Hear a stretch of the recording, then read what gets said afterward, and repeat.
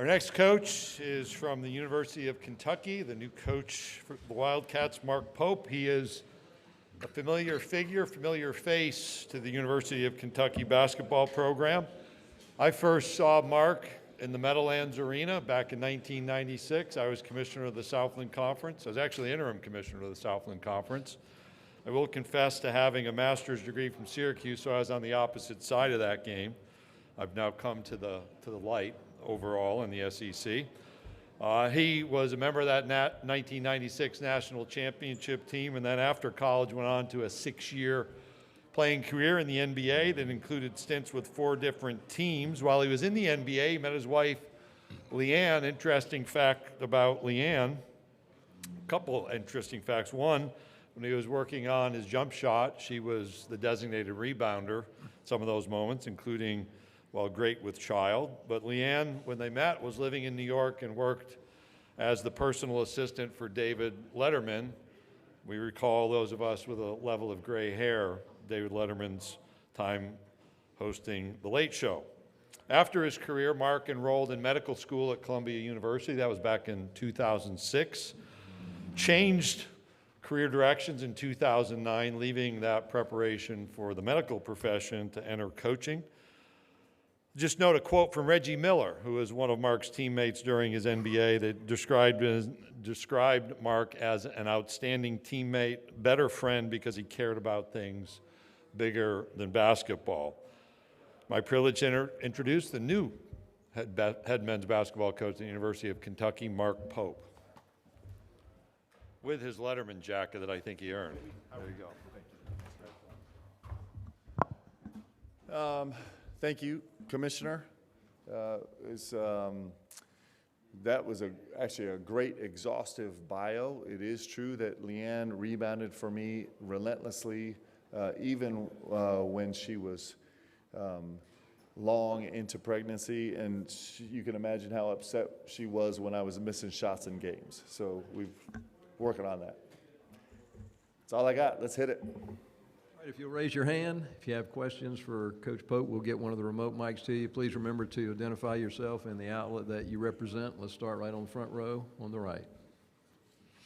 Ben Roberts, Lexington Herald Leader. You guys obviously have been together on the court for about 4 months now, a little less than 3 weeks until the opener. What's the biggest challenge, or where do you want to see more improvement in a specific area before then? Yeah, so we're blessed to have a really veteran group that's got a ton of experience, that's got no experience with each other. And so it's been, since the very, very first day that we were together, it's been a major piece of focus for our guys to understand us and understand each other and try and fit together and communicate with each other. And so that's been the biggest part for us. We have guys that bring in exactly the skill sets that we're looking for in this first year, and it's just a matter of us growing together. And that's something that we've done extraordinarily well, I think, over the course of the summer. I've been really proud of our guys, and into the fall and into banner camp, and then the next step for us is to actually get on a court and play against somebody else and start coming together that way too. And so I think we're well on our way in the process, and we're excited for the next steps. Next question, front row, middle. Hey, Mark. Bob Holt, Arkansas Democrat Gazette. You can probably guess what I'm going to ask you about. Actually, a two-parter, if that's okay. I covered Jackson Robinson at Arkansas. It seems like about 1 million years ago. I know he's older and he's developed. I was wondering, what kind of player is he? Why is he the kind of guy you wanted to bring to Kentucky? And then I've seen photos and videos of you and Cal on the recruiting trail. I wonder, how would you describe your all's relationship? And, he's staying in the league, but you're replacing him. Just kind of, what do you think about that dynamic? Yeah, I could talk about Jax for days. We've been really blessed. I've been blessed to coach him now, going on my 3rd season coaching him. And one of the great things in coaching is getting to watch young men just grow. And Jax came to us, as a 2-time transfer with a ton of potential that was unrealized, with maybe some battle scars from difficult times that we all have, that we all go through as we're trying to grow into players. And to watch him become an extraordinary leader, to grow into that, to become a guy that is constantly reaching out to players on his team to build relationships, to see him increase his intensity level with the physicality of the game and the intensity of the game, and to really, really embrace that, to see him to grow into a player that kind of faces every situation with a level of fearlessness, and clearly his ability to shoot the ball and his length. He's a multifaceted player, and it's a real gift for me as a first-year head coach at the University of Kentucky to have a veteran and seasoned, extraordinarily talented player like Jackson, who's grown into a terrific leader. So I'm incredibly grateful to be able to coach him one more year, and on a personal level, to kind of finish this journey that we got to start 3 years ago is really exciting for me. And you'll never hear me say a negative word about Coach Cal, because there's not a lot to say. He's a Hall of Fame coach. As a diehard Kentucky fan and alumnus and former player, I'm grateful for everything, all the incredible things that Cal accomplished at the University of Kentucky. And he's also been a good friend. He's been a terrific mentor, and he's always been generous to Leanne and I as we've gone through our coaching journey. And so we wish him the best in everything that he does, and we'll forever be grateful for everything that he did at Kentucky. And we'll be cheering for him every day like crazy, except for February 1st. Next question, on the right on the far back, and then we'll come down to the front row on the left. Myron Metcalf, ESPN.com. Hey, Mark. What's up, Myron? Big Blue Madness, Rick Pitino comes back. I mean, obviously it was a big moment. What did all that mean for you to have him there, and then just the celebration you enjoyed this weekend? Yeah, Coach Pitino is really personal to me. You count, if you think about your life, you count on one hand maybe the people that really, really, really change you forever. And I love Coach Pitino for that. I'll be forever grateful for him. He changed the way that I see the world, and he changed the way that I walk into a room, and he changed the confidence that we approach challenges with, and on top of all that, we got to share as a team under his leadership just the most extraordinary of extraordinary experiences together. And he is a coach that also is on the Mount Rushmore of Kentucky basketball coaches, and that's really saying something. And he took a program when it was in a really, really, really difficult spot, and took it to back where it belongs, at the top of the college basketball mountain. And he did it with all of his style and intensity and everything that he brings to the game. So I love him so much, and it was really special for him to be able to walk into Rupp Arena and feel that from BBN. To feel their gratitude. We talk about gratitude every single day on our team. It's a really important part of what we do, and for Coach to be able to feel the gratitude of BBN for him, I thought was really special. Okay, front row on the left, and then second row on the left. Ryan Black with the Louisville Courier-Journal. Mark, last week at the team media day in Lexington, you were asked your philosophy on starting lineups and things like that. You mentioned that, well, for us, finishing the game is more important than who's maybe in the starting lineup. But in terms of at the end of games, do you feel like there's an importance in identifying a go-to guy or one or two kind of guys in these late game situations, or do you feel like that allows opponents to kind of predicate too much on one guy, and you want to have five guys out there who potentially could take a game-winning shot? Yeah, sorry, I'm giving you the same answer. It's going to be both, right? It's both. Actually, both are true. To have some guys that you really believe in, you can rely on, and also have a team that functions together. Very rarely are we a team that plays to get one particular guy, one particular shot in one particular moment. I actually don't think the game calls for that. I think those circumstances are far and few between. They exist, but I think they're far and few between the way the game is played now. Now it's about putting the right guys in the right action with the right decision makers, with kind of fueling them with the right anticipation of what coverage they're going to see and how they're going to see it, and then let them execute accordingly. So that's what we work towards. But certainly there's going to be, it's not just going to be the right guy, but it's going to be the right combination of guys at the right moments with the right matchups where we're trying to steer them into the right actions. That part is very, very important. And you can see all the variables we just introduced to the conversation, right? Kind of the arithmetic of it is to call on one guy and call his number, and the calculus of it is to start to consider all the different variables and actually mesh a group together that's going to function late in the game. And that's why coaching is so fascinating, right? That's why I love it so much. But so it's both. Sorry. Okay, on the left, second row, and then we'll come back to the left, first row. Coach, Jack Pilgrim, KSR. What can you say about the strength of the SEC? You're kind of entering it at its peak, and you know, as many as 10, 11 teams in the NCAA tournament. Just what can you say about it kind of going in as high as it is? Yeah, so we walked into the Big 12 last year for the first time in the toughest league in the country, and you know, as things go, we get to walk into the toughest league in the country now in the SEC a year later. It's pretty remarkable. I mean, I think 9 teams are in the top 25, and it's 40%, you know, forgive my math, it might be a little stretch, but, you know, 38% of the top 25 is in our conference alone. And that's pretty astonishing. It actually reminds me of when I played here 30 years ago. This league was just so dominant. It seems like that's where it's posturing to be right now. And just in reference to our experience in great leagues, I probably had more fun coaching than I've ever had before last year in the Big 12. Is such an incredibly competitive league. Every single game you play is against the top 25 opponent. The SEC venues, you know, is per usual, you know, Kentucky was right there at the top of attendance charts last year, but we have 3 teams, 3 venues in the top 5 in the country in terms of attendance. You go on and on about this league, but right now it is a gauntlet that is to be respected and probably feared a little bit, and all of that feeds exactly into what we love about this game. So we're incredibly blessed to be here in this league when it's so powerful, so strong, and it's really setting the standard for college basketball right now, and can't wait to get to it. Okay, first row, and then we'll come to the middle.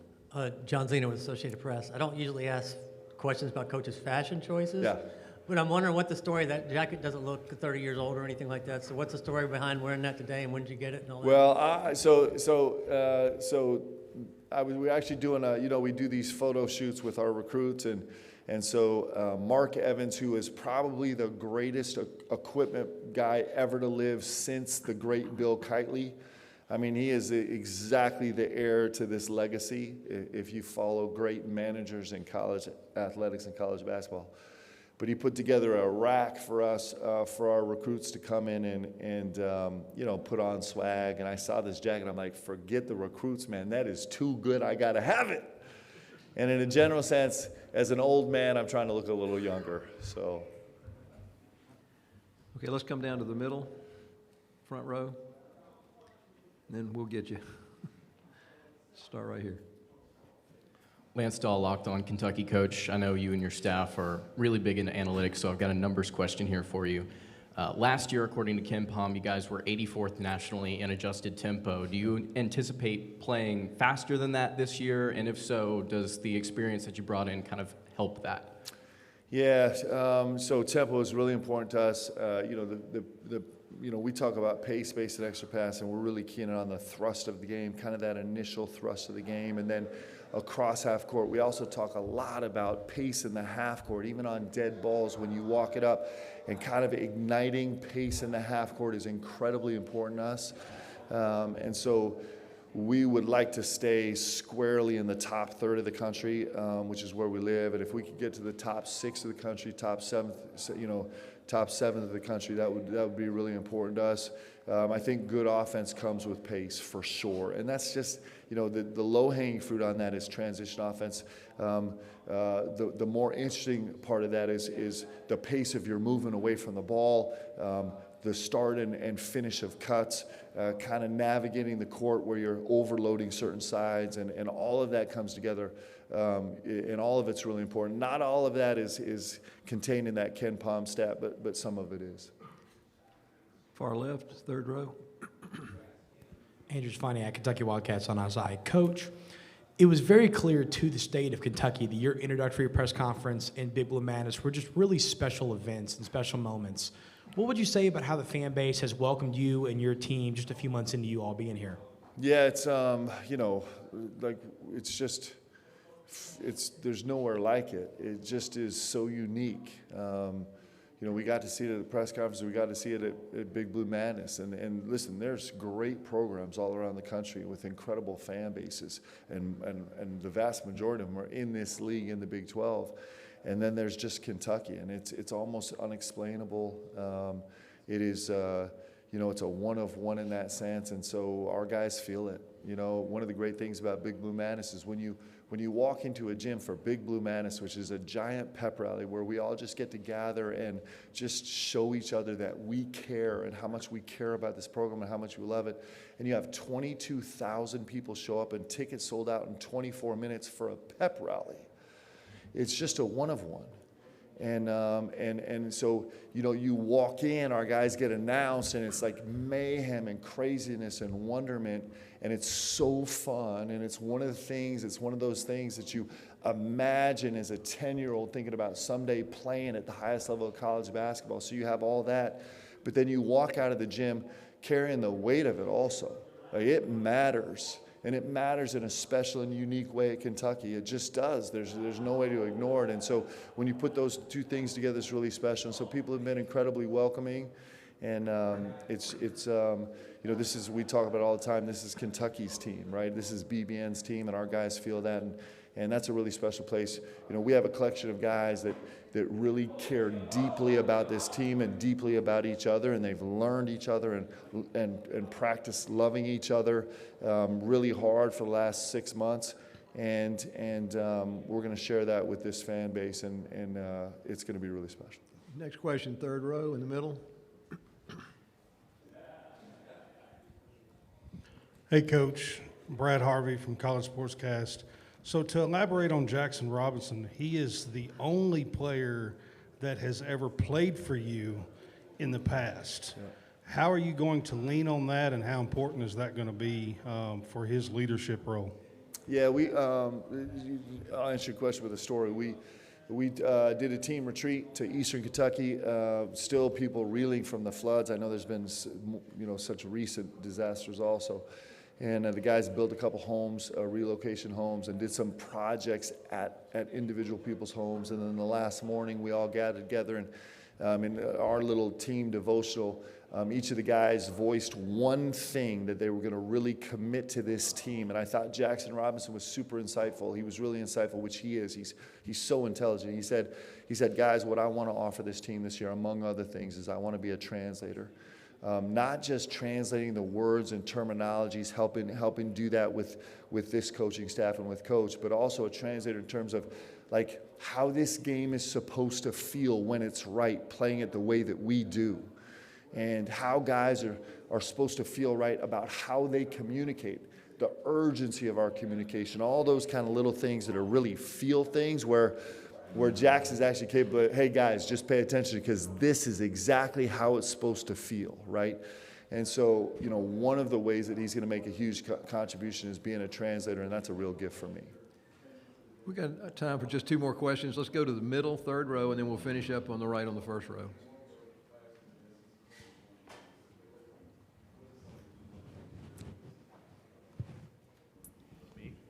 No, I think it's over here, right on the end, the third row. And then we'll finish up. Hey, Coach, James Fletcher from On 3. Wanted to ask you, obviously there's a lot of challenges that go into having a completely new roster and so many players coming in trying to learn your system, but what are some of the X's and O's challenges that you've faced in trying to get these transfers and these freshmen to all speak the same language as they come from different places and have to mold their terminology and what they know about offense, about defense to what you want them to be doing? Yeah, so you know, I've been really blessed. I have a group of players that are incredibly curious. They're veteran guys. They've won a ton of games, and they've all done it different ways. But I have a locker room that's incredibly curious. It comes from humility, right? It's in this place of humility and curiosity, and it's how when you're blessed with those two character traits and you embrace them, you have a chance to grow really, really fast. And so I don't have a lot of guys that are trying desperately to hold on to a way they did it somewhere else or how they've done it before.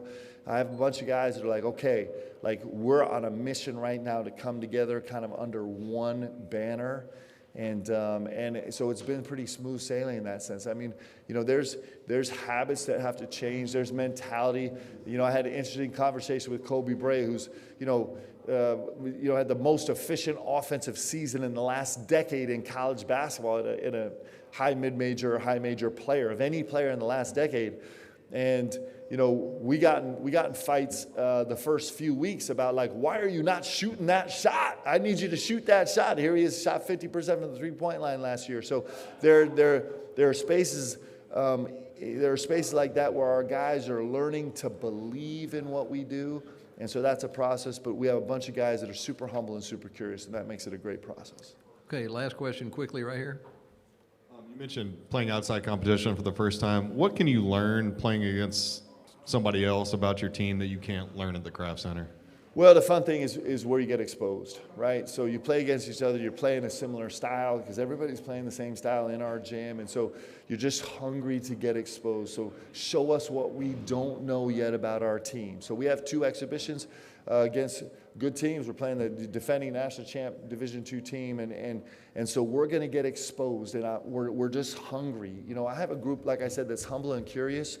And we're actually dying to get in the film room and be like, okay, show us what we're not doing well. Where are the holes and the cracks in what we do so that we can go fix them and we can build them back up. And that's what you get from playing other teams. And so we're really eager. We're at the point now where we're really eager to go face some opponents because, you know, what we need to do is we need to be a great team by the time March comes around. And we need to learn all that and take in all that information and then learn the principles where we can combat the little holes that we have. And so that's what outside games do.